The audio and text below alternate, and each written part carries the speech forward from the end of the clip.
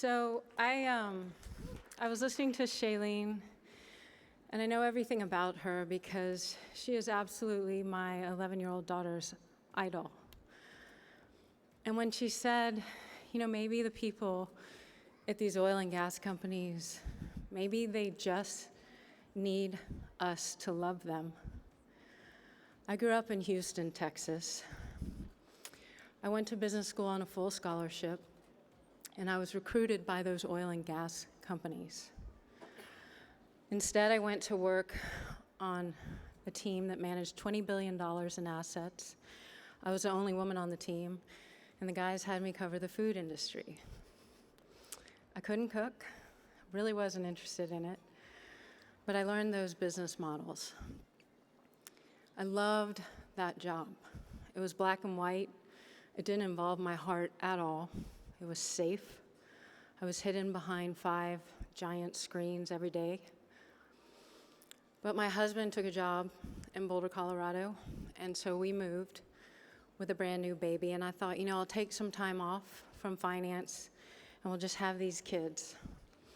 I'm super type A, and so we had 4 kids in 5 years. And I really didn't want anybody telling me what to feed those kids. It was hard enough just getting them fed being a mom. But one day in January of 2006, my life changed forever, completely, when our 4th child had an allergic reaction over breakfast. When Martha Stewart was taking her company public, I met her, and I used to joke, making scrambled eggs for breakfast was about as Martha Stewart as I could get. She signed cookbooks that day in the office, and I thought, I know so little about food. I'll just have her sign the prospectus, the financial statement. And I did. So when our littlest started to fuss that morning, I had no idea what was happening to her. I had no idea. It was tubes of blue yogurt, Lego My Eggo waffles, and those scrambled eggs. I put her down for a nap. And for some reason that I still to this day cannot explain, I went to check on her. And her face was swollen shut. I turned to the older 3 and I said, "What did you put in her face?" And they just gave me those blank, honest little kid stares.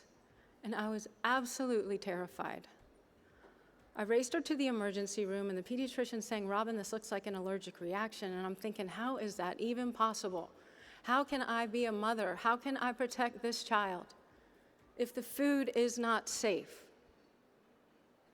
And so I began researching food from an entirely different angle. I dug into the financial statements. I started asking questions. And I created a pretty big allergic reaction in the food industry 10 years ago. It is not something I ever thought I'd do.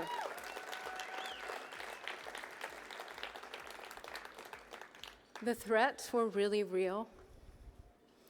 And I had a moment where I was standing in the kitchen window looking out at the kids in the backyard, and I thought, if I don't say something, who will? I had learned that Kraft and Monsanto were funding food allergy research.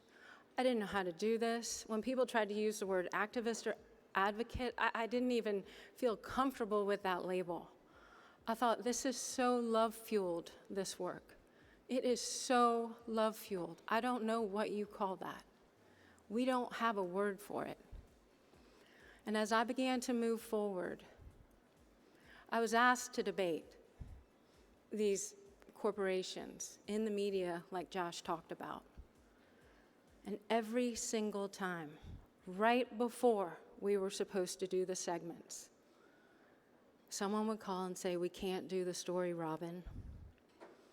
I was in Houston visiting my family. I had multiple calls from CNBC to debate the National Cattlemen's Association. I thought, I got this. I grew up with these guys. I got this. I was terrified, but I knew I could do it. Got down to the studio 10 minutes before that segment was supposed to air. They said, "They will not debate you." And I realized that they had so much more to fear than we do.